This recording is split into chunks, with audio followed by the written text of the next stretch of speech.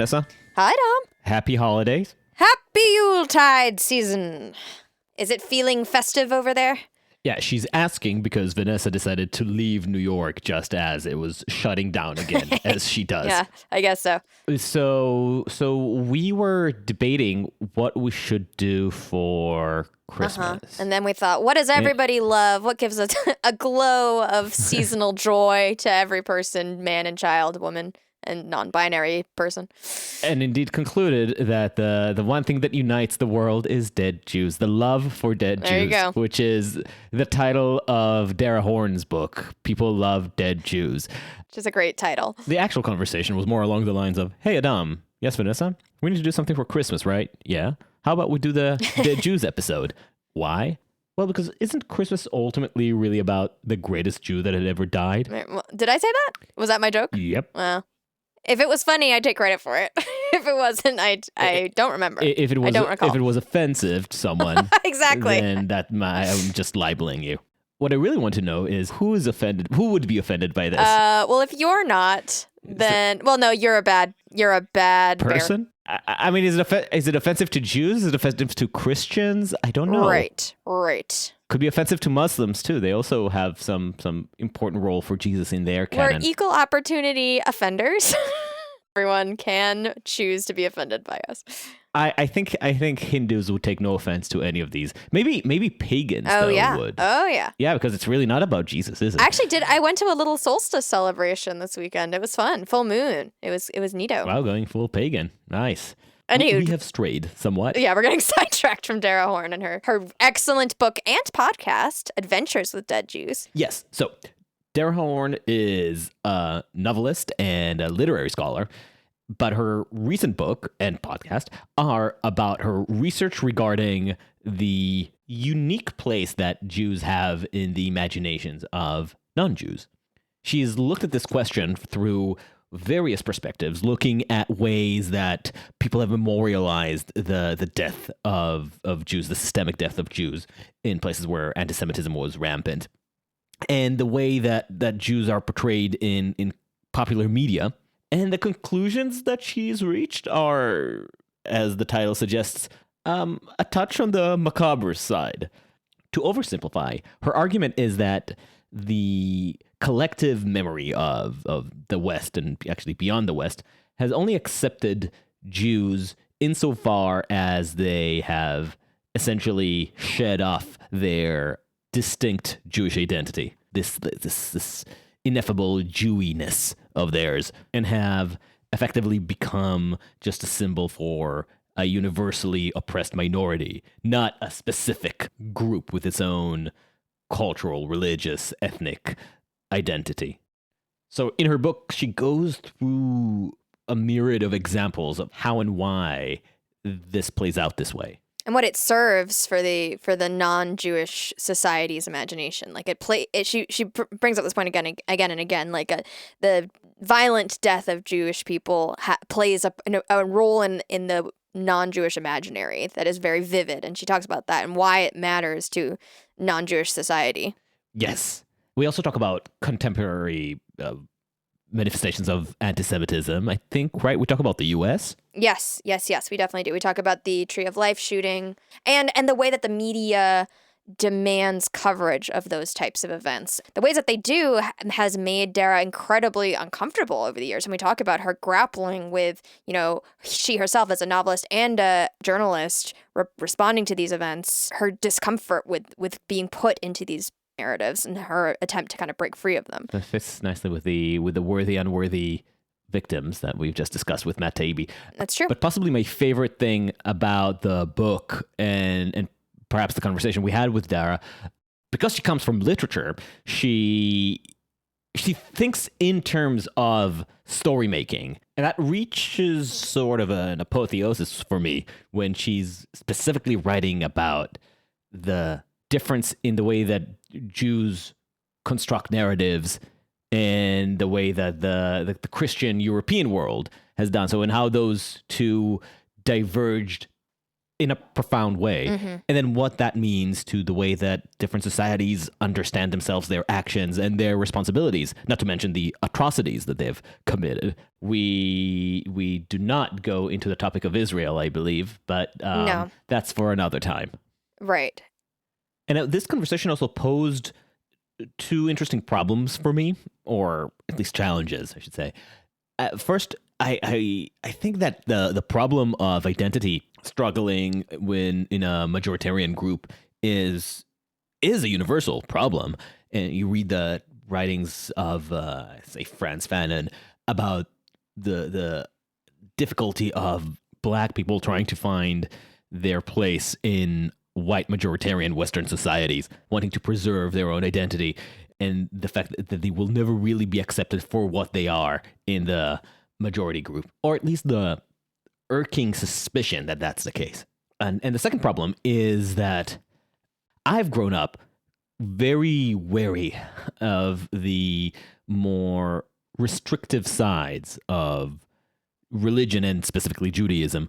Every once in a while mention growing up in Jerusalem, you can't help but see how hyper-religiosity can create a lot of constraints on liberal principles and freedoms that I value and see to be part of the basic guarantees of a modern society.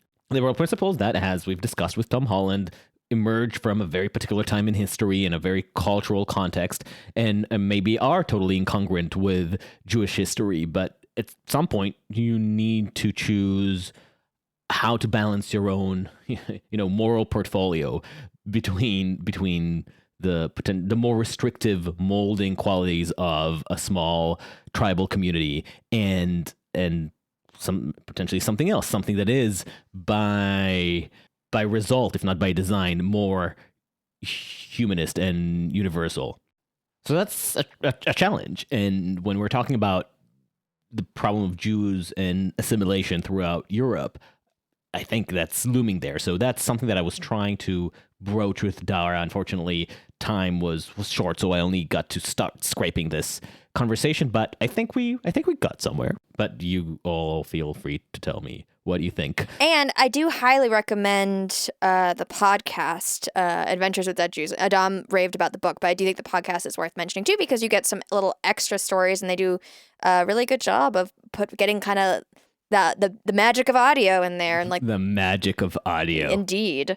And podcast people like podcasts. So if you're listening to this, I assume you like podcasts. So check it out.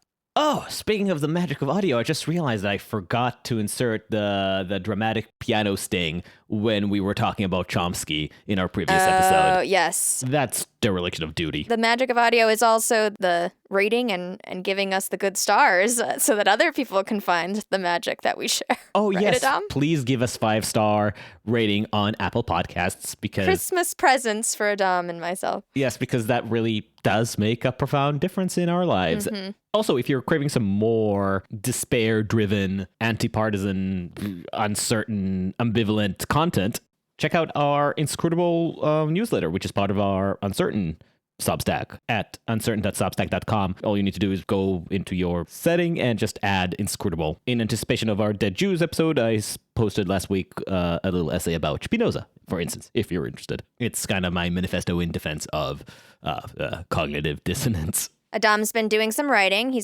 I've been very proud of him for actually getting some writing done. And we should also be starting to get some writings from guest contributors as well. Crowd favorite and 3-time guest Misha should be writing a piece for Christmas, I believe. Maybe I'll even write something in the new year.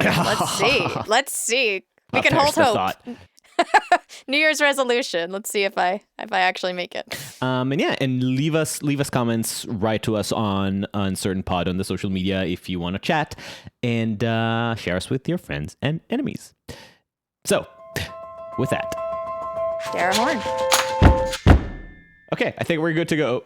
Thank you for joining us. Thanks for having me. It's a delight to be here in the luminous ether. So, well, we've gotten used to that existence. Yeah. So let's get straight into it. Your book, People Love Dead Jews, brings in a lot of ideas of the role that Jews play in the imagination of the nations. And a lot of it is Jewish history being what it is, morbid.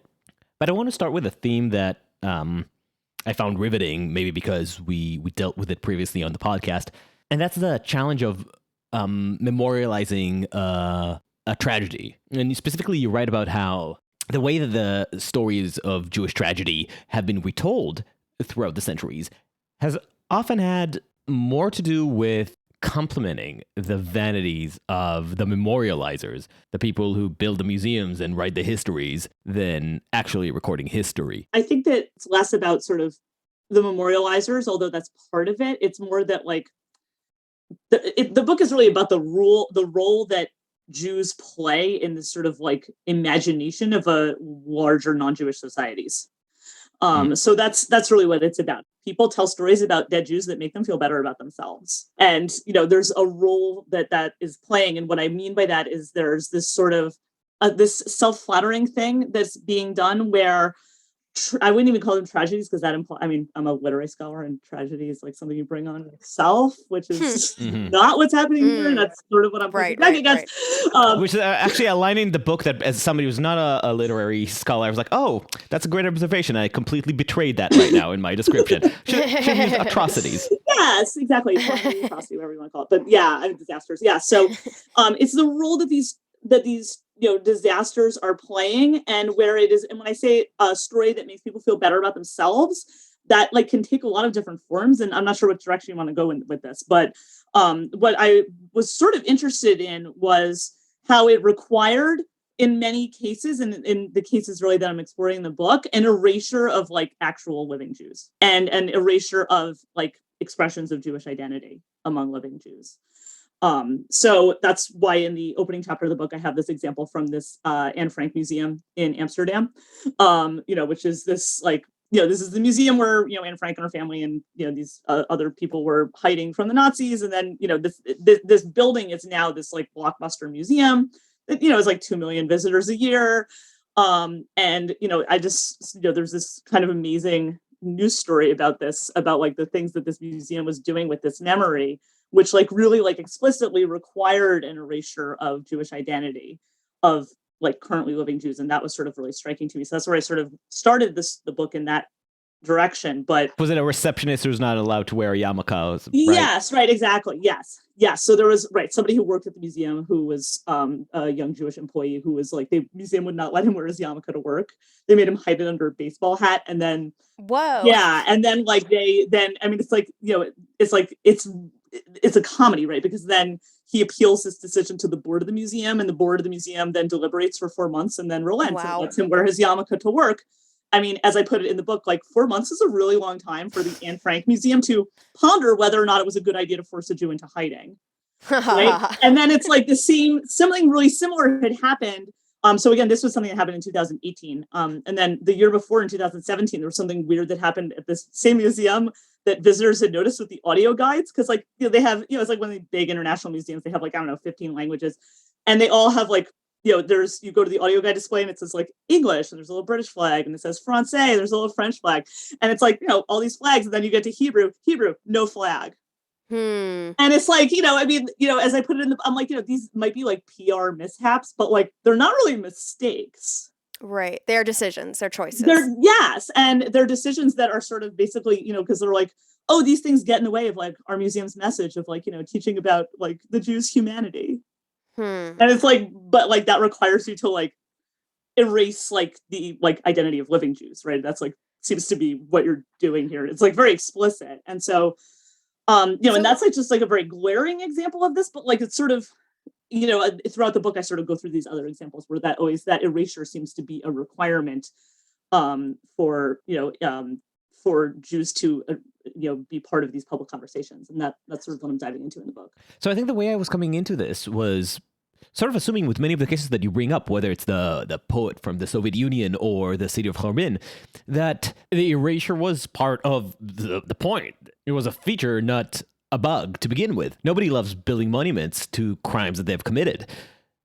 And as such, I find it almost more remarkable that many of these atrocities did get memorialized at all. What's so striking about this story is that we have a minority group that has been oppressed and eradicated by a majoritarian group. not a new story, but then that minority group has been elevated to be some kind of universal symbol that the majoritarian oppressor ends up identifying with. What's up with that? Yes. Well, so there's a few things to unpack here, and not all of which I make totally explicit in the book.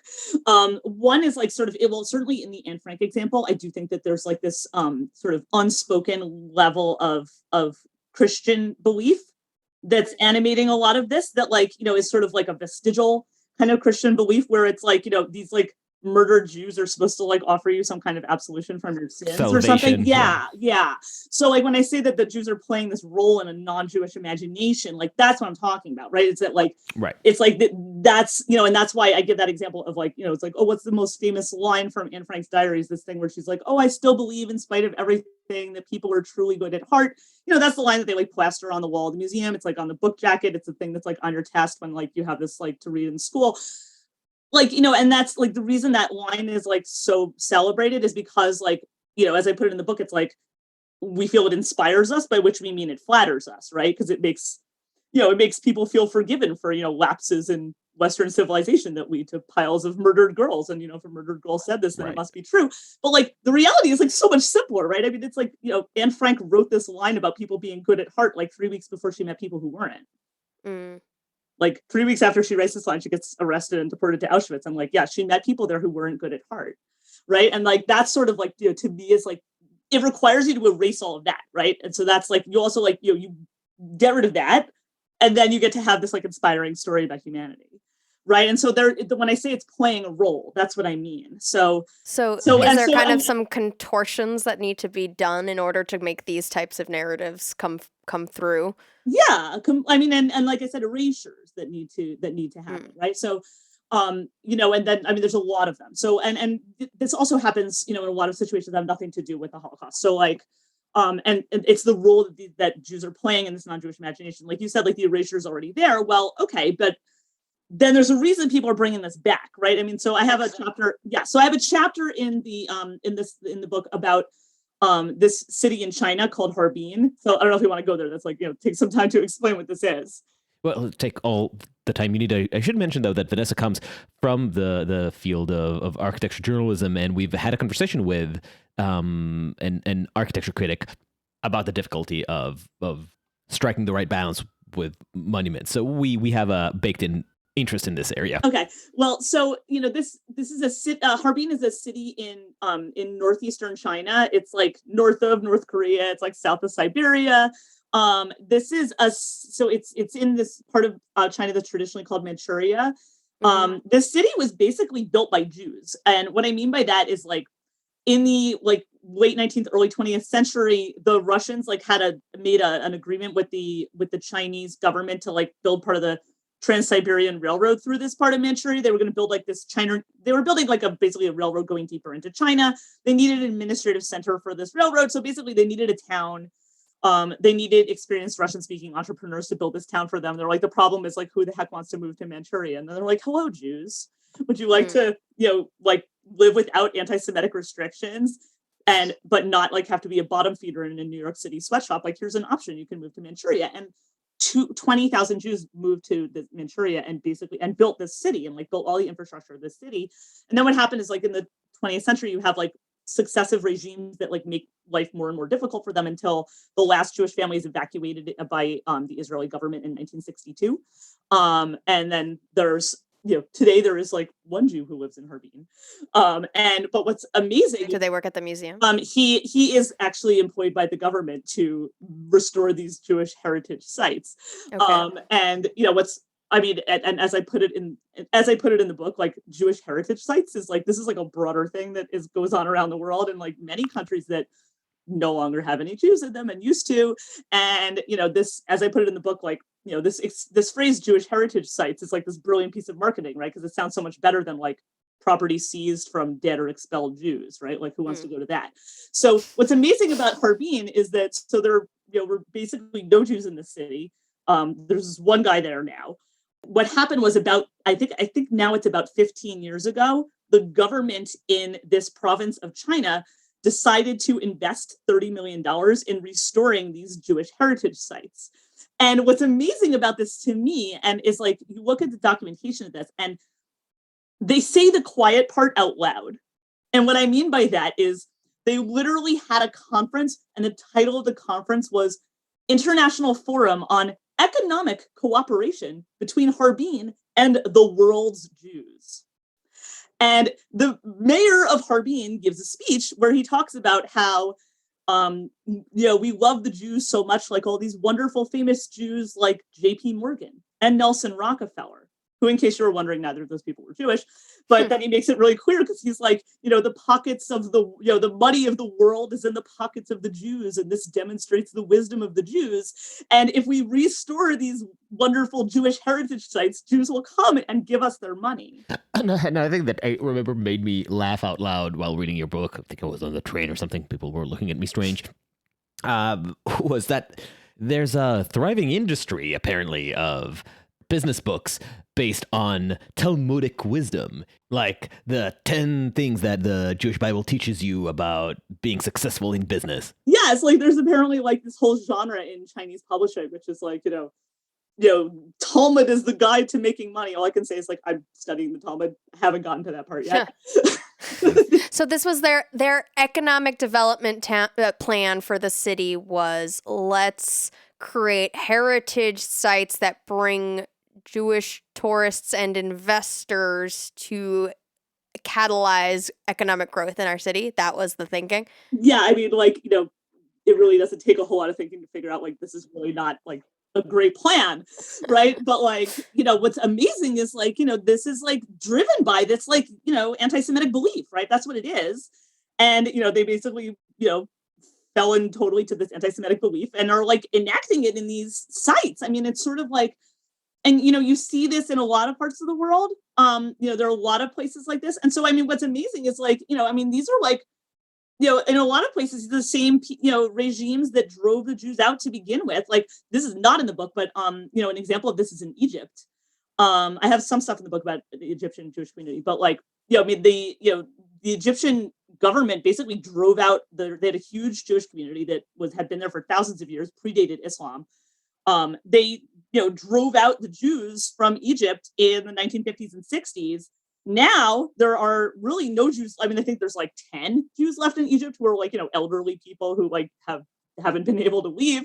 And they now have, same thing. The Egyptian government has invested all this money in restoring these synagogues in Alexandria and in Cairo. In their case, it's like for even a different cynical reason, which is they want to get funding from UNESCO, right? By like showing like how wonderful we are and how we're so open-minded and like look how diverse Egypt is. But like they drove out the Jews and seized all their assets.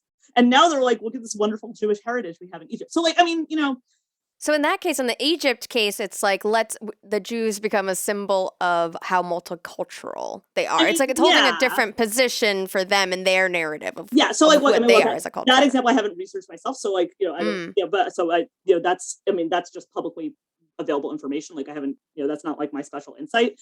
But like, I mean, there's these roles that as I say, like, people tell stories about dead Jews that make them feel better about themselves, right? And what's amazing though is in some of these cases, like, at least in like the Holocaust examples, like people hopefully like have some idea of what happened in the Holocaust, like it's not a secret. Whereas like you go to Harbin and like you go to their Jewish museum, like there's nothing in this museum that tells you why this wonderful community doesn't exist here anymore. It doesn't tell you. Right. And the same thing in Egypt, like, there are people in Egypt today who are like, under the age of 70, like, they're like, oh yeah, everything was wonderful with the Jews. And then, like they just like decided they didn't feel like living here anymore.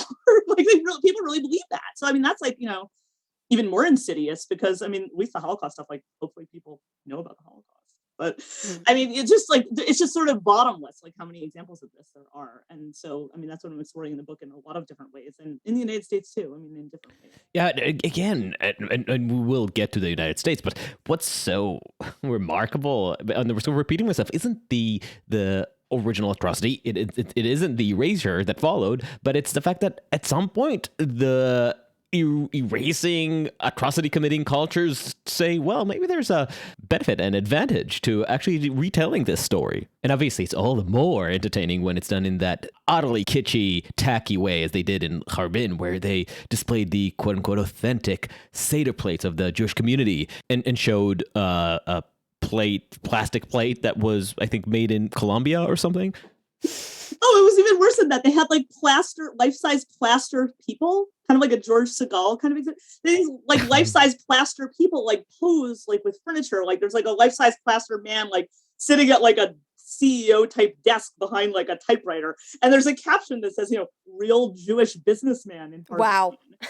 It's like, it's just like, I mean, it's like cigar store Indian, right? I mean, that's Wow. what it is. Right. Right. And it's still just so remarkable that it happened. Come on. I mean, I'm struggling to figure out what to make of it. Well, I mean, I think that what you're looking at is like, the power of a conspiracy theory. And like, as I said, like the role people are playing in the world's imagination that has like, that requires the erasure of living Jews, first of all. And second of all, requires a total lack of curiosity about like anything about like what Judaism or Jewish culture actually is. Requires a total erasure of like, even, what you even sometimes even of the atrocities that happened.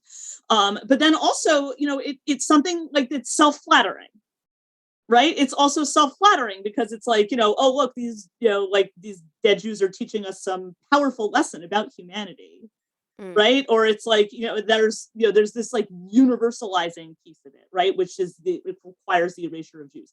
And I think that's also part of like, part of what's going on too is, and this, to take us to the United States, is this idea, it's this, it's a lip service to diversity that makes people feel better about themselves. And what I mean by that is, I think that there is something that in the United States, we're often, at least like in the time when I was growing up, and I still see it happening even with my children, like the way people are taught to like, to not be bigoted is by giving people this idea that like, oh, see this other group, they're just like you and me. Right. That's like the message. It's like, oh, you shouldn't be prejudiced against Jews because Jews are just like you and me. Jews are just like us. And then this is sort of enacted. You see this like in like Holocaust museums here too, where like this is not in the book, but it's in my podcast, Adventures with Dead Jews. In the opening episode, I talk about the children's exhibit at the Holocaust Museum in Washington. Right. Which is like, it's called like Daniel's story. And you're like walking through this kid's house.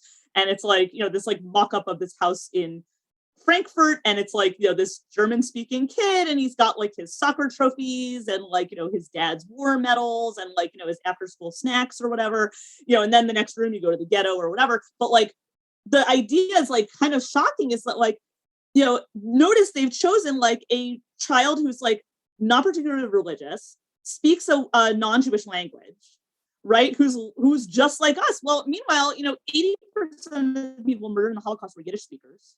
Like that was the culture was actually destroyed in the Holocaust, was like this like broad, I mean, there are still Jewish communities that speak Yiddish, but like this broad Yiddish speaking culture that included like, that had this wide diversity of like religious, secular, many different political parties, many different, aspects of the culture, that it was like that like use of the language was killed. Right? That whole like Yiddish speaking culture was actually destroyed, but like that we don't actually care about. What we're trying to prove is that the person was just like us. Right? And that's a part of that erasure that's happening. And I think it does come from this idea that like, oh, the only way you can empathize with someone is if they're just like you and me. And like, and like, oh, look, they're just like everybody else. And the problem with that in particular, when it comes to Jewish culture, is that like Jews spent 3,000 years not being like everybody else.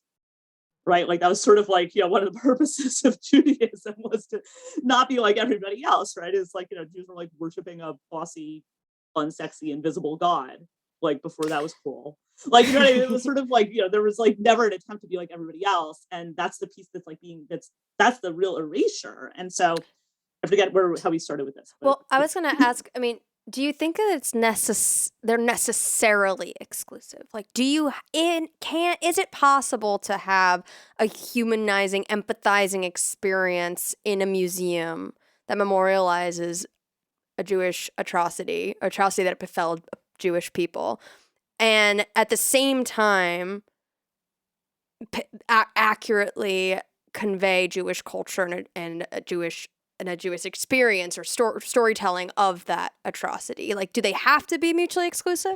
Presumably in a way that speaks to a non-Yiddish speaker, right? Or somebody that is completely removed from Jewish experience. Right. Because there is always going to be an act of translation no matter what. Well, I mean, but I think that there's that, I mean, you need to actually care and be curious. You can't be like learning about this because you just want it to be like a nice lesson about humanity. Like, I think when people go to like the Museum of African American Culture in DC, they're not like erasing, they're not like, oh, Black people are just like white people. And it's like, their culture is the same. And it's just like, it's so wrong that we were, people treated them poorly because like, no, it's like it celebrates like the development of African American culture, right? I mean, it's like, why would you not do that, right? Like, and there are like, there are other ways you can do this, but you would have to actually value the diversity, right? You would have to actually care what the content of that civilization is. An example I've often given about this, and again, which is, I don't quite say this in the book, but if you think about like the way people, I sort of say it in the book, but not quite, but like, think about like the way people learn about Jewish culture at all in like a public, in public education.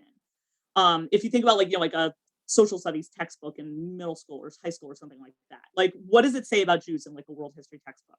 There's probably like a page near the, if it has ancient history in it, there's like maybe a page at the beginning that's like about the Israelites. Does not mention that those people were Jews, like they're just old people from a long time ago, like they might as well be Phoenicians, whatever, they're dead. And then like, at the end of the book, if it has modern history in it, there's a chapter about the Holocaust. And that's kind of it, right? And so it's like, but the thing is like, there's two problems with this. Like number one, like, Jews are sort of like fundamental to the history of the West. Like you have like the entire Western civilization is like based on Jewish culture when you think about Christianity and Islam. Like you sort of can't really tell this story accurately without telling this story. And so that's like an erasure piece also. So you could say like, oh, it's just like some small group. Like, yeah, there's probably not a chapter about the Yazidis either. Okay. But like the Yazidis did not have this vast influence on these other cultures. If I was writing a history of Syria, maybe I would have a chapter about the Yazidis. But if you're writing history about, about the history of the West, like you kind of need to talk about this. The other thing is that like, Judaism is this counterculture that's run through the entire history of I would say of the history of the world, but really the history of the West, which like really like sort of would call into question a lot of things that that we believe about history. And it would kind of like mess up the story in a way that like, as I say, would not make people feel good about themselves.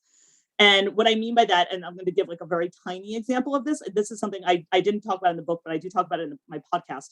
Very tiny example of this is like, if you think about like the way you learn about literacy in like your, history class in high school or middle school, like, what you usually learn is like, there was, until the invention of the printing press, like people really didn't know how to read. It was only like the nobles and the clergy and like these wealthy people had the opportunity to learn how to read, but nobody else knew how to read. And then the printing press, technology, hooray, and then you have industrial production, with the Industrial Revolution, hooray. Now like there's like technology and access, and now suddenly, hooray, we can have mass literacy, like poor people can also learn how to read.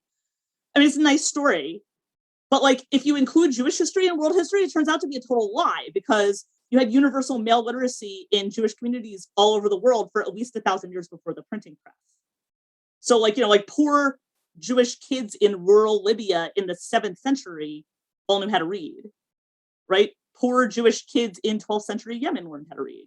Poor Jewish kids in 9th century Spain learned how to read. Poor Jewish kids in 13th century Poland learned how to read. So it's like, the problem is like, if you include that story, it kind of ruins the other story, because what it really reveals is actually you don't need advanced technology to have mass literacy. You just need a society that like cares about reading. Right. So I mean, it really would kind of undo a lot of things. And so that's what I mean about curiosity. So like to answer your question from earlier about, what does it mean? Like, can you include this story, while still having this, story about these atrocities? Like, well, yeah, and it would be a lot more interesting, right? It would be a lot more interesting. It would challenge a lot of things that people believe about themselves. I would like kind of like upend a lot of things that we believe. And I think, it would just certainly, it would also be more true to reality, right? Because most of the people who died in the Holocaust were not kids who were on the soccer team. A lot of them were Hasidim. Well, does that change the way you look at Hasidim now if we're feeling all this like empathy for Hasidim who were murdered in the Holocaust? And I don't see that empathy now. So, that's sort of like, it would really change things. It would really, and it would impose a requirement, which I think we should have in this country and that we're fighting for in a lot of ways, of like actually respecting a pluralist, really having a pluralistic society where you respect different, different points of view and different histories and different cultures and different beliefs. as opposed to like this idea of diversity where it's like we have a lot of people who maybe come from different places, but like all think the same way. So somebody who grew up in Israel and has for his entire life struggled with this balance between, an urge for assimilation and embracing some of the aspects of the West that I care about, while also recognizing the specific context in which I grew up, nationally, politically, culturally. And I think it's not uncommon for Israelis to find an appeal in that Christian universalist vision of the West. And I think that in your book, at least I felt that in your book, you were expressing a degree of anger and even resentment towards Jews that were flirting with some sort of assimilation, who were partaking in their own erasure, as it were. Okay, yes. So yes, I have a lot of thoughts about this. Okay, well, but when you say, like, so this is like something, there's a place in the book where I talk about sort of two different forms of anti-Semitism that can be distinguished by like the holidays that like in the Jewish calendar that celebrate overcoming them, which is Purim and Hanukkah. So like, there's sort of like, I love that observation. Yeah. So like Purim is like, is based on the biblical book of Esther, where there's, this, it's like super obvious. There's like, it's like, bad guy comes, it's like, let's kill all the Jews, moo ha ha ha, right? Like, it's nothing subtle about this. Like, you really can't miss this.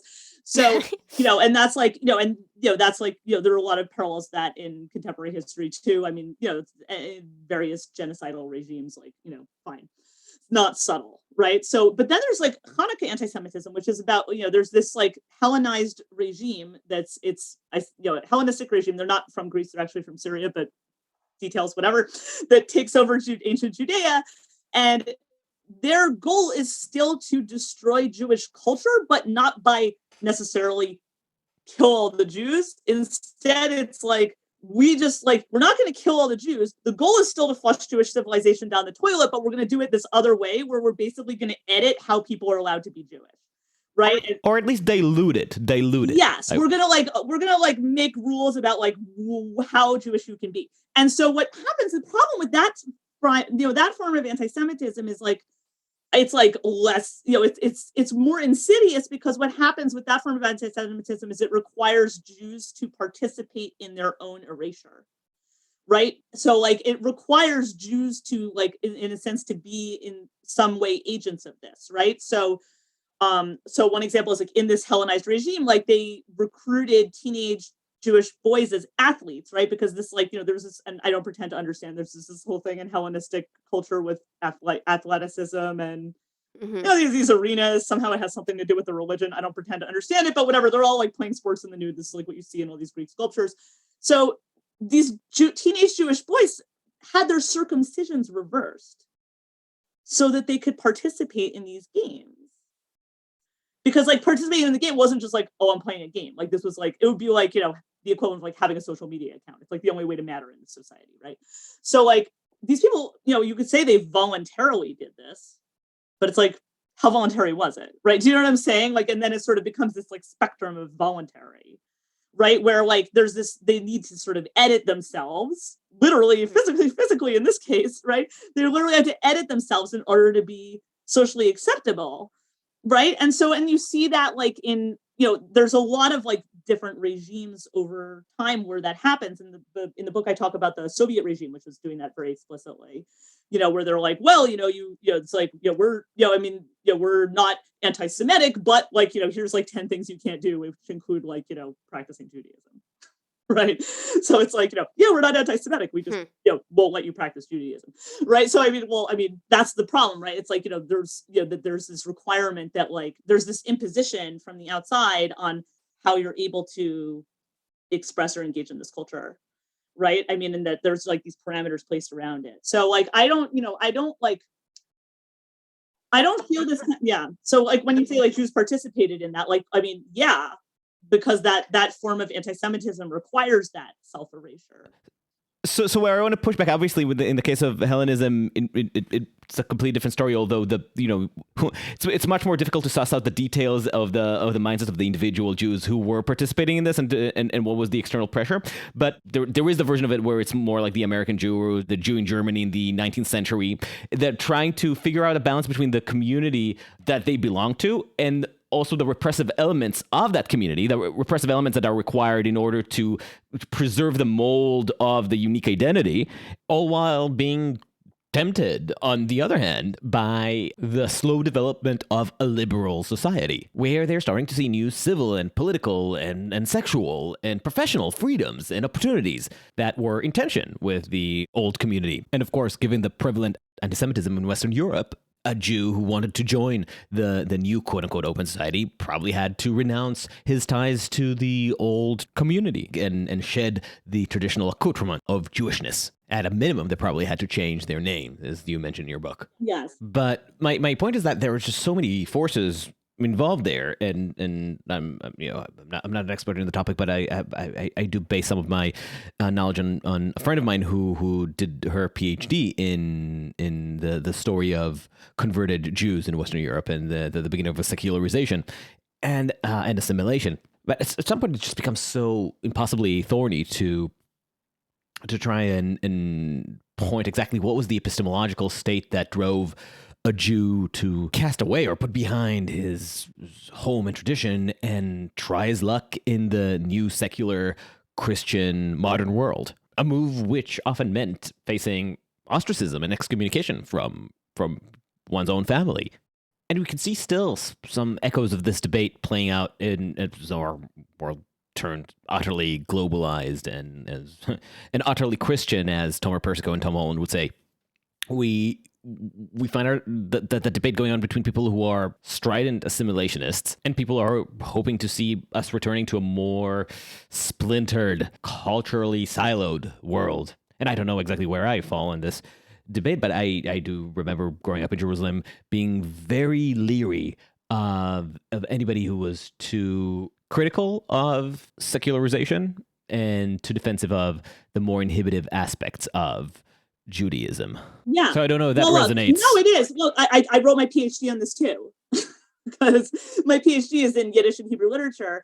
But my period was in, like late 19th, early 20th century Hebrew and Yiddish literature. This is the whole foundation of modern Hebrew and Yiddish literature, right, is people who left this traditional life by choice, right? And basically what happened was, though, is like these people left this traditional life and they had nowhere to go, right? Because these were writers who were living in Eastern Europe at a time where the wider society was not an open society. It was not welcoming to them.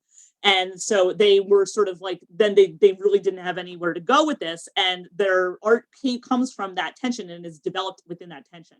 So, I mean, I know a whole lot about this too. What I think is interesting though, is I spent 20 years of my career dealing with that question. And I also spent 20 years of my career not writing this book. And what I mean by that is this is my 6th book. I have 5 novels I published before this book. And my novels are all about Jewish history, Jewish culture, history, religion, belief. And it's all sort of filtered through this sort of contemporary world, but also going back in time. And I was doing that partly because I was also sort of in the role, in a sense, of those writers who were, that I had been studying for my doctorate, where I was I'm writing in English. I'm living in a much more open society than any of those writers ever did. But at the same time, I want to draw on this, I'm trying to draw on these languages and texts in a way that I can't, unlike those writers, I can't assume that my readers know these things. And I'm introducing these things to my entirely, very broad audience, which is because obviously I have readers from many different backgrounds who are reading my work in English and in many other languages in translation. So, I've made that world accessible to all of my readers.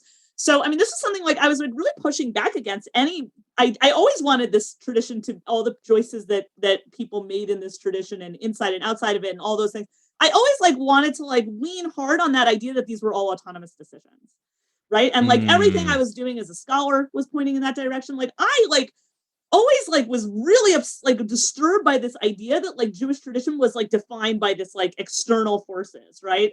That always really troubled me, and I always pushed away from it. And then with this book, I just hit a wall basically in the last 5 years, where I'm just I mean, I could talk about how I got there, but to go to your previous point about sort of in the United States, it really the wall I've hit in the past 5 years about this kind of made me reconsider a lot of these things, because it made me realize, so for example, to go to the example of the United States, I have a chapter in the book about this mythology of Ellis Island, right? That, which is, this legend that there was, we had this fill in the blank Jewish sounding last name. And then there was this like bumbling immigration clerk at Ellis Island who wrote down our name in this, you know, other way. And now we have this like much less Jewish sounding last name instead. Ta-da! Right. And this is like this mythology, right? It never happened. Nobody in Ellis Island ever wrote down anyone's names. That never happened. And this is not like me and my secret research. Like this is something they announce on public tours of Ellis Island, right? I mean, this is Wow, not, okay. like, yeah. But also like, and it's not just that, like we also have court records from. Well, of course they would say that. Our clerks were great. Right, it's like QAnon, whatever. Like, yeah, they don't want you to know. Yeah, like no, but like we have court records of, you know, tens of thousands of petitions to New York City Civil Court of, you know, American Jewish immigrants and also their children. A lot of these were their children who changed their names, who like went to court to change their names. And again, this is not my research. This is a historian named Kirsten Vermeglich who wrote a great book called A Rosenberg by Any Other Name, which is a great title. And it's about this, like she tracks these court filings and like, you know, look, there were other immigrant groups that did this too, but like what she says is like you go through these court filings and it's like overwhelming majority are Jewish sounding names. She's like, you're in this archive, in the court archives, and you're just like, it's like, she's like, it's just pages and pages and pages of poems. Right. And you know, what's amazing to me in like looking at this was sort of like that, like, you know, and she also like tracks these people and she says, you know, like these were not people who like they stayed, you know, they continued their lives. Like these weren't people were not people like those writers who left the shtetl and moved to some big city and stuff. These were people like they stayed, like they were still members of synagogues, like they still like lived in their mostly Jewish neighborhoods, like they were still contributing and participating in Jewish communal life. Like these were not like, you know, self-hating Jews who were fleeing Judaism. Well, and so then it's like, why were these people doing this? They were staring down a reality that they could not avoid. So, you know, like today, like, you know, in the United States, we talk about like, oh, anti-Semitic incidents. Like in the 1930s, 40s, 50s, like it wasn't about incidents, right? I mean, this was like about people like couldn't rent an apartment. You know, like you couldn't get a job, right? I mean, this was like really like not like, this is a pervasive atmosphere. And, you know, this is like, you know, these people were not like, you know, oh, I want to, this wasn't like this autonomous choice in the sense that these people were like, oh, I, you know, want to be part of a universalist society. These people were like, I want my kid not to get beat up on the way home from school. So like, that's not really like, you know, and I sort of like realizing that was like really kind of, and then you realize like that legend was these people's way of protecting their descendants. Mm-hmm. Right? Like that was like, they were sheltering their descendants from that psychological damage, right? Which like, you know, look, I kind of sort of like, thank you. And to be clear, this is different. The people who changed their names didn't necessarily had to leave their culture. Yes, that's my point. Yeah, that's exactly my point, is that those are two different things, right? The person who like voluntarily like, you know, is like, I'm sitting in this yeshiva wasting my life. I hate this. I want to like go do something else with my life. That's not the same story as the person who's like, I can't get a job with this last name. So you're talking about the wall that you hit. I'm not sure if it connects or not, but there's a line that I marked for myself in the introduction to your book that just made me go, woof. Let me find it. You're reflecting on all the 50 plus countries that you've visited. And you write, the more you travel, and I'm quoting, the more I notice the differences between myself and the inhabitants, and the more alienated, uncomfortable, and anxious I become. This just describes to me the retreat on a personal level from this ideal of universality that we are all part of the human family. So I just was suddenly wondering if that feeling had any role in conceiving the book. No, I feel like that because that predates the book, right? So that's like something I talk about, like, you know, that I sort of, you know, I grew up traveling a lot with my family of origin, and I still do this now. And that's why, you know, like I said, I've been to like 50 or more countries.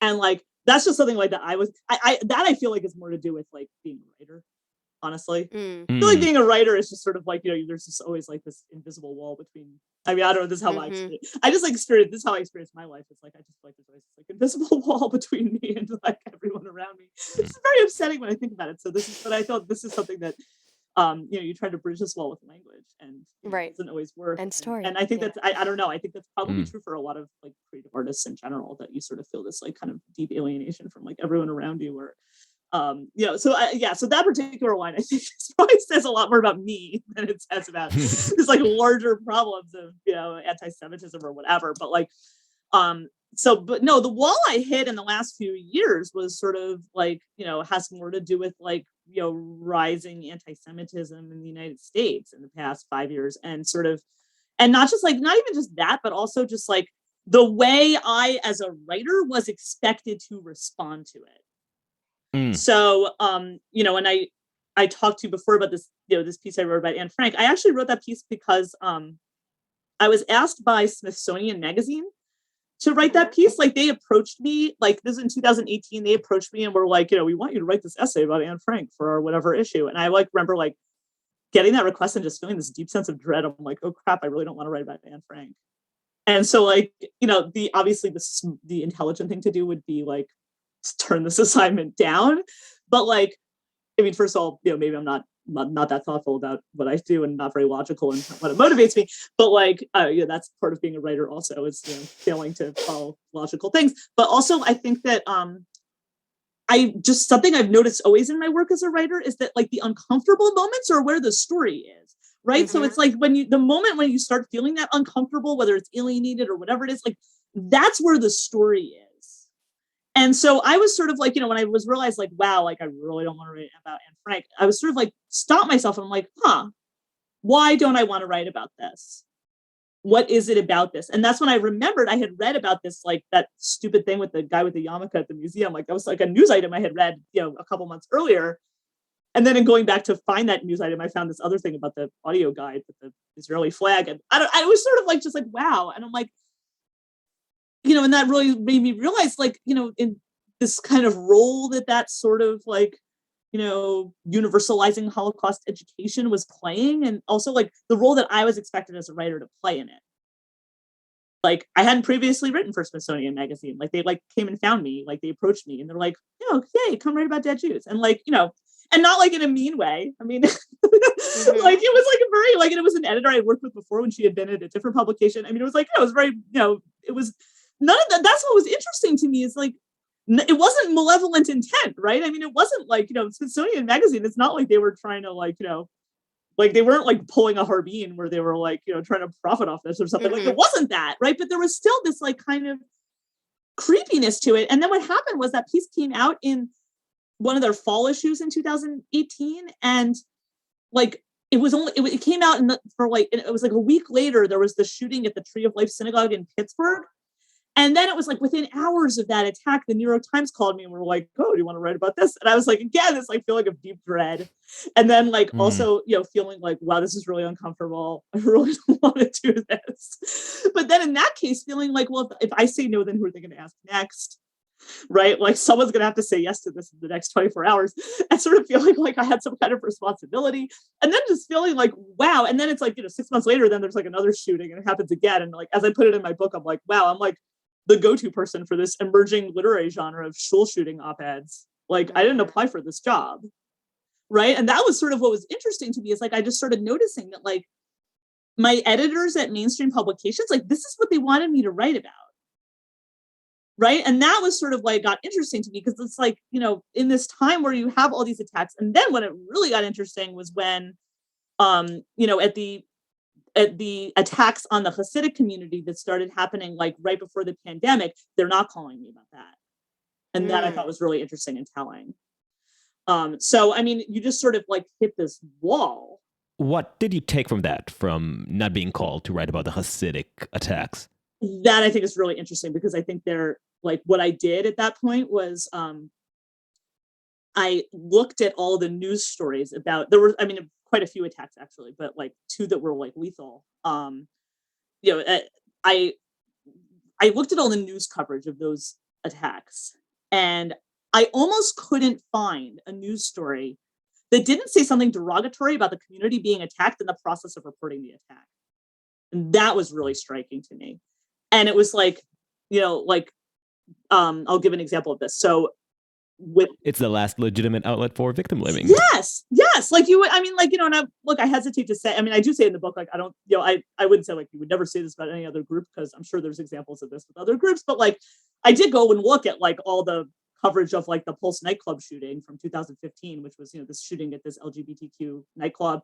Like, there's nothing like that about that. And so, I mean, just to explain what I saw in these articles, it was, the victim blaming. So like in the article about there's this Jersey City shooting, it was at a kosher grocery store in Jersey City, which I live in New Jersey, is very close to where I live. And this was a Satmar community, so it's like a Hasidic community. All of these news articles are like, talk. I could not find a news article that didn't talk about, for example, this Hasidic community was gentrifying a minority neighborhood. And not just using that phrase, but like even more like, they were like, going door to door and offering Brooklyn prices for these people's apartments. And like, as I put it in my book, I was like, I'm a homeowner. I've had people approach me asking me if I wanted to sell my home. Like, I said no. I suppose, using a gun would also have made these people go away. Like, it's sort of this crazy, like, gentrifying a minority neighborhood. And I'm just like, well, this is interesting for a few reasons. Number one, like the reason that these people are moving to Jersey City is because they're fleeing gentrification because they got priced out of Brooklyn. Right. Number one. Number two, like these are highly visible members of like the world's most historically persecuted minority. And number three, like, is there this murderous rage against gentrification that people are like, walking into Blue Bottle coffee with automatic weapons and like blowing away white hipsters? I don't think that's been happening. So it's like, I don't think the gentrification is the problem here. Right. And then it's like, the same thing, very similar situation. Like there was this stabbing attack, machete attack in Muncie, New York. So this is, it's like a small town upstate New York where it's like, a large Hasidic community. And somebody like, this was like right before the pandemic, somebody like walked into like a crowded Hanukkah party with a 4-foot machete and just started like slashing people. And, like, all like, I don't know, 5 people were in critical condition, like with like amputated limbs. Like one guy died and a few months later he was in a coma. So, I mean, you read the articles about that attack, like you read them and they say things like, oh, well, there was, just for context, there was this big zoning battle between Hasidic and non-Hasidic residents of this town. First of all, the perpetrator was from a town 45 minutes away. So yeah, I don't think he really cared that much about the zoning issues in this town. Second of all, like, do we normally resolve municipal disputes with a machete? Because silly me, I left mine at home before the last school board meeting, right? Like what is going on here? Like, and then you just realize like these articles are sending a signal, right? And the signal they're sending is that these people deserve it. That was what was really shocking to me. Maybe not shocking, but disturbing. Unfortunately not shocking. But like, it's like, they're sort of like, what they're basically saying is like, this is okay. And that was like, really revelatory to me. And it's like, there's a reason the New York Times is not asking me to write about this attack. We can all get behind like, people in Pittsburgh were shot at this like liberal synagogue where people have the same hairstyle as you. They're just like you and me. The problem is like, apparently once people are not just like you and me, it's like fine to like hack them with a machete. Like I find this problematic. Right. Right. And so when you see this like the rise of anti-Semitic incidents happening and attacks, do you draw the connection to the way we've memorialized? In your mind, is it like the way we're memorializing is part and parcel of the way that the way that in the American imagination or Western imagination, like the symbols that Jews play, and therefore it is somehow excusing or fomenting anti-Semitic attacks? Well, I mean, it's telling you the Jews are only acceptable if they're powerless or dead. Right. I mean, that's basically what they're saying. So, I mean, like the other thing is like, I want to be, really clear about the thing with the attacks on the Hasidic community is that like, it's, it's not like these people are attacking the Hasidic community, people in the Hasidic community because they like disagree with Hasidic practice and belief. Like they're attacking these people because they're visible. The end. Like, that's all. Like they're not, this is not like an objection to like, gender roles in the Hasidic, you know what I mean? Like it becomes this like huge gaslighting thing that goes on, but it's like, that's not why people are being attacked at all. Right. And so to connect it to your question about, the memorialization, I think that they play a similar role in that what those memorials are doing is making people feel like they have a way to feel good about this where they're not responsible. So I think that also is a huge role of like Holocaust memorialization in the United States, because the Holocaust didn't happen in the United States.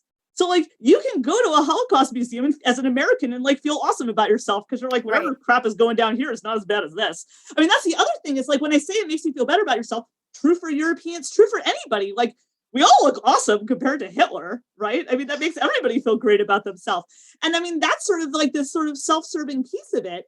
And I mean, the other problem, and I talk about this in the book, is that like, yes, like we should all learn about the Holocaust so we don't repeat it. But like that has come to me. I mean, that's like come to mean that like anything short of the Holocaust is like, it's not like it's kind of no big deal. Like, I mean, the bar is a little high, right? I mean, it's like, well, we didn't murder 6 million people, so we're good. I mean, and I think wake me up when they haul out the crematorium. Right. I mean, it's like there's sort of like this ridiculous, like, you know, in the book, there's one point where I sort of am like, here's a bunch of things that aren't the Holocaust. And it's like I list everything from like trolling Jews on social media to like forcing Jews out of entire countries and seizing all their assets. Like all these things, they're not the Holocaust. They're no big deal. Right. I mean, and that's sort of like, you know, and I think that you see this, you know, when you said like tying contemporary anti-Semitism to this, it's not a causal, it's not that the Holocaust memorialization causes this, that is false, but you see that it's not productive. So like, you know, one of the reasons we have, you know, so many of these museums, I mean, and it is the Jewish community that, you know, built a lot of these museums in the United States. And the idea behind it was really that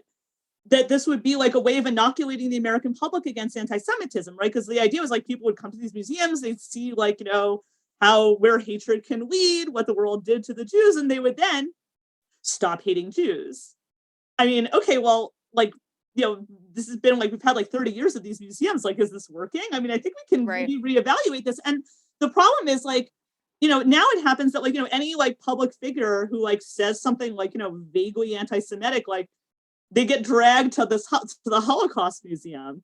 And then they like make some bland statement about how this is bad. And it's like, well, because yeah, that doesn't cost anyone anything, right? They don't have to like, you know, I mean, like, how hard is it to say Nazis are bad? I mean, unfortunately, apparently hard for some people, but like, I mean, you know, this is like a very low bar, and that like, you know, you can drag whatever member of Congress who said whatever offensive thing, and then they can go to the Holocaust Museum and be like, yeah, this is sad. It's like, well, okay, yeah, it's sad. But like, then that person does not have to engage with like living Jewish culture at all. They don't have to think about like whatever it was that, you know, they don't have to like, you know, engage with like anything of substance, right? That has anything to do with anything happening now. Like they're absolved. I mean, it's kind of like that, you know, like Anne Frank gave us all grace, right? I mean, it's something like that kind of dynamic happening. So I don't think that it's not one doesn't cause the other. Right. But like you do see the limitation. Like if the premise was that like Holocaust education was supposed to prevent anti-Semitism, like I do think maybe we should reevaluate that, because I'm not, you know, I mean, the interesting thing is like, you know, it's like when, you know, like if you're like being trolled on social media and they're like, you know, they're like photoshopping Jews into gas chambers, like the problem is not that person doesn't know about the Holocaust. Right. They definitely know about the Holocaust. Yeah. I always wonder about these things, like when I'm leaving a museum. Like I found that they try to get you like all interactive right before you leave, and they try to make sure that you're somehow like I feel like I read about a museum that like has stones, and you take a stone home with you, and it's supposed to like memorialize your commitment to never forget about XYZ thing that you learned about. And I'm always very skeptical about those. I'm skeptical to the extent to which a museum can play that role to really allow you to internalize for the rest of your life and somehow change your life direction. I mean, maybe that's the noble goal. We should be asking museums to do that, but I feel like they rarely actually do it. Well, I mean, I think that, you know, I mean, if you believe in like the possibility of education, right? I mean, you have to believe that people can be changed by teaching them things. I mean, you know, it can happen in 2 hours in a museum. It's not going to probably happen from only 2 hours in a museum, but if that, you know, is part of a larger thing, okay. But I want to give an example. I don't think the problem is like museum education. I think it's I think again, it's like this idea, it's this requirement that like, you know, this erasure of living Jews in the Holocaust memorials that troubles me. So, and I'm going to give an example of a museum that does the opposite of this, and I have not been to this museum, so I cannot like actually evaluate it. There's a museum in Warsaw that opened about 10 years ago called Pauline, which is like the opposite of this. And what I mean by that is that it is not a museum about the Holocaust. It is a museum of the history of Jews in Poland. And it covers like 1,000 years of Polish Jewish history.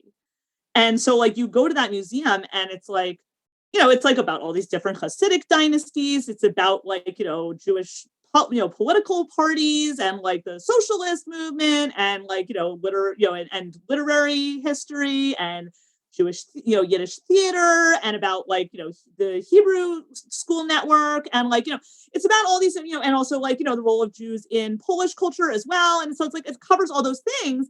It's not about the destruction of this culture. It's about the content of this culture. I mean, like, and apparently it's like popular and people are interested. And like, and when I say people, it's like, these are not, people who are mostly Jews. These are, it's like, there aren't a whole lot of, not a whole lot of Jews in Poland today. So, it's mostly non-Jewish Poles who are interested in this. So, I think that like, I think that that's, if that's like a better way of doing this. Again, I haven't been to that particular museum, so it's not really fair for me to evaluate, but like, it is possible to do this better. Your trouble with the memorialization of the Holocaust is that, to a large extent, the world's fascination with it is really a more prurient, pornographic interest in the magnitude of the horror and in Nazi aesthetic. But the fact that the Jews were the primary target was completely incidental.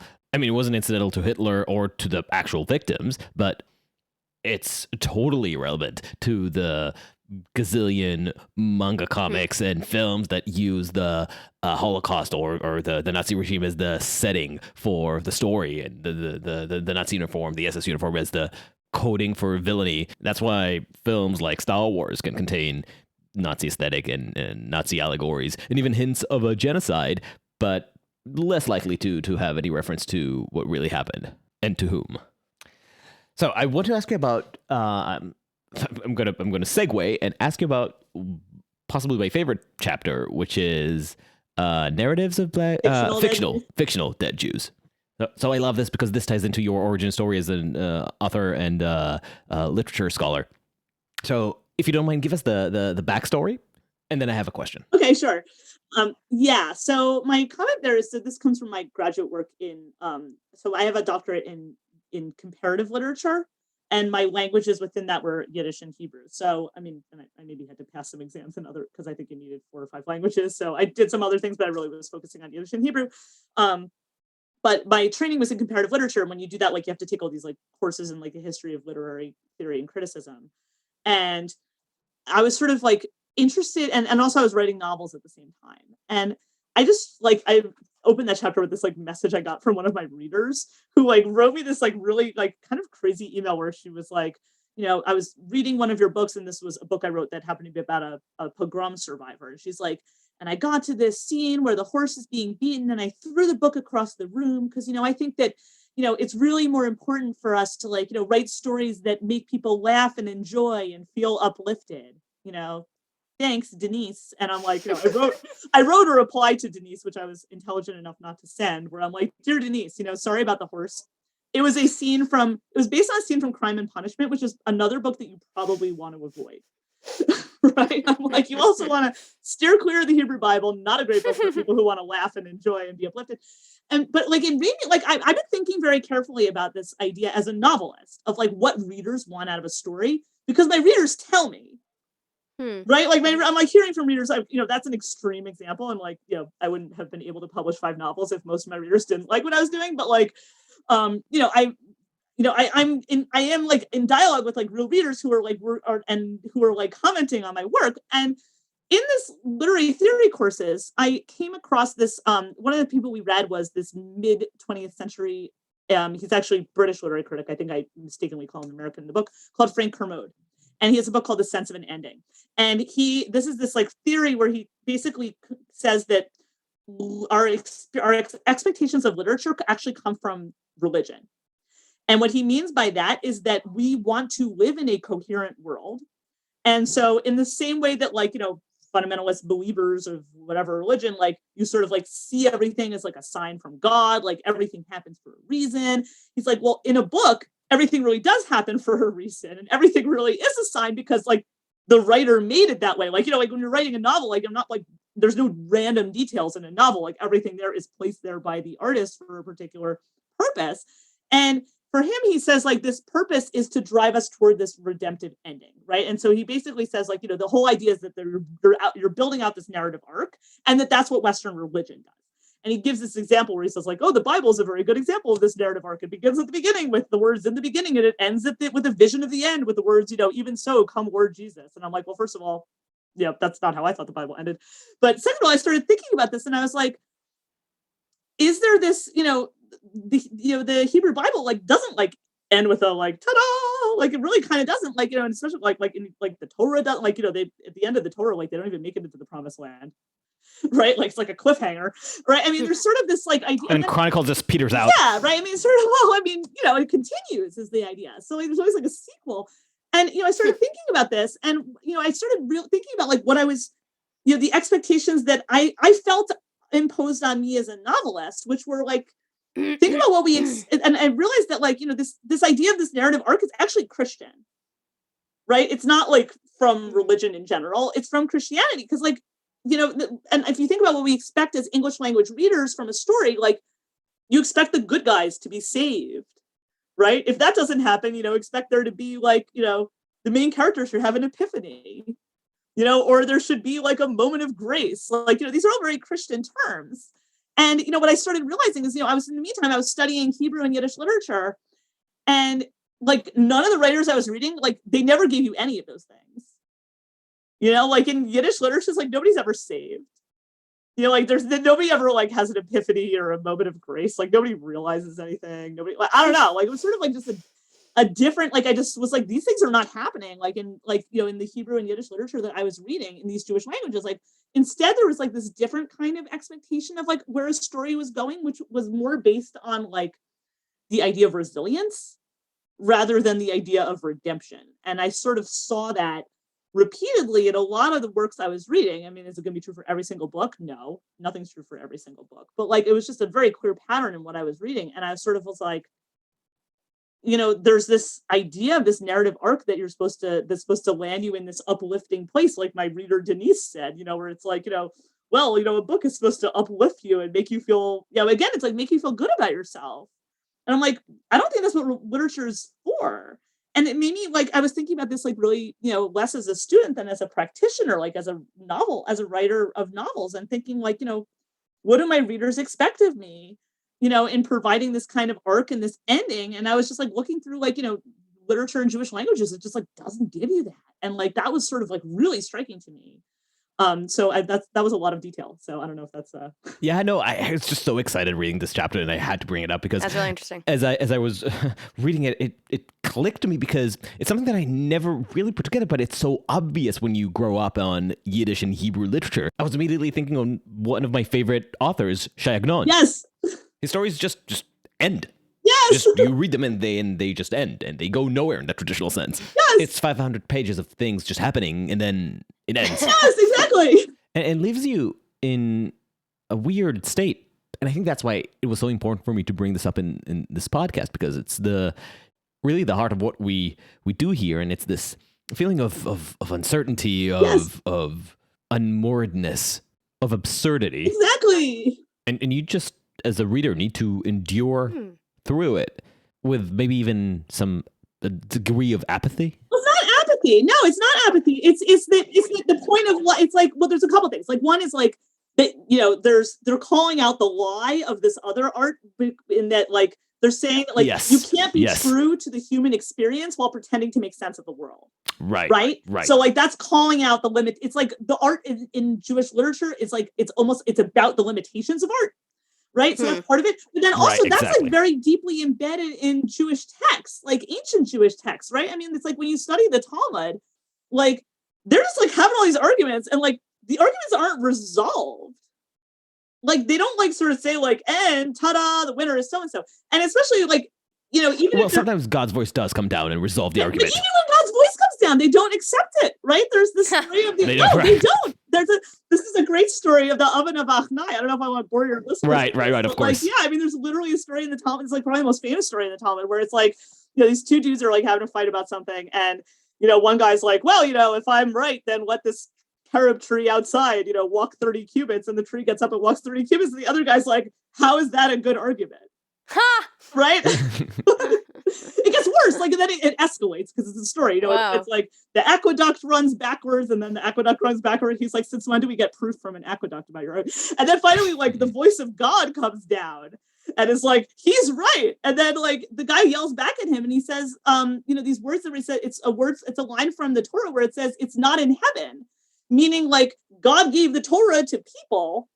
God can't then like come down and revise the Torah, because that would imply that God didn't get the Torah right the first time. Like, was like got a crappy writer and like has to come back and like edit. Like, no, the idea is like God gave the Torah to the people, and now it's like it's up to us to like figure this out. Like, you can't like intervene and be like, oh, that's not what I meant. Right? Like, because then that would undermine the whole idea of like this human partnership. So like, I mean, it is like a very deep idea. So it is like, it's not even like that God comes down and like tells you the answer. Like, even that doesn't work. So I mean, I think that's sort of interesting, but like I think when it's sort of, it's giving you a sort of a different kind of, it's leading you as a reader to a different place where you're expected to like live with ambiguity, right? And like to like sort of like find a way to thrive within tensions, thrive within ambiguity, and thrive within pluralism, right? Like when I say pluralism, I don't necessarily mean like, in the way we think of it in America, like with people of different ethnic backgrounds or something, but like thrive within like a plurality of points of view. Right. And understanding or and explanations and theories of the world. Yes, right. That there's like a lot of competing theories and like none of them are winning. And sometimes they're utterly irreconcilable. Yes. Reading it made me think of A Serious Man, which is probably the Coen brothers' best movie. And it's possibly the most Jewish film in that sense. It just leaves you hanging there in total inexplicability and uncertainty, both in the inscrutable Yiddish opening and in the ending. Well, but it's the book of Job, right? That's from the biblical book of Job, because at the end, when the tornado comes, that's the voice from the Sarah, that's the voice from the whirlwind. Right, but it doesn't resolve anything. Right, exactly. There. And the voice from the whirlwind in Job doesn't resolve anything either. Like, Job is like, why is this happening to me? And God's answer is like, I made giraffes. That's actually God's answer. It's like, dude, I made giraffes. Can you balance the sky? You can't do that. And I made giraffes. And like, No, but Job gets a denouement. Not real. Well, and he does, but it's like so absurd that like you're not really. He gets like, here, compensatory kids and it's wives. So ridiculous that like you can't take it seriously. It's like, and then he got like he got all new children. Like no adult reader is going to read that and not think that's meant to be. I mean, I think it's almost meant to be funny, right? It's like, and then everything was all better because like he got all new kids, and then things were great. Yeah, it's like the addendum for Ecclesiastes. It's like, okay, so we're good now. Right. So my last question is: did you read Chagnon's the Mistress and the Merchant? Because I think it almost ties in everything we talked about. I don't know this one, although I've so I'll just tell you about it briefly. I might even read it, but yeah, it's one of my favorite shorts. Probably my favorite short is Fahrenheit, by the way. But this is like a 3-page story, and it tells about a merchant who's like just traveling, selling his wares, and he meets this beautiful widow who's the mistress of the grand manor, and she takes him in, and she feeds him and dresses him up and takes care of him, and he basically starts living there. It's described that he takes off his merchant tatters and dons the garments of freedom. And he gets a taste of what it's like to be a free man. He's assimilated. He no longer needs to wander the world aimlessly. He has a place. He has a home. And then one night she comes into his room and tries to eat him alive. Just straight up, she reveals her fangs and then launches at him and tries to devour him. They fight. Somehow he manages to escape with everything intact. And then he just moves on with his life and goes back to being a merchant.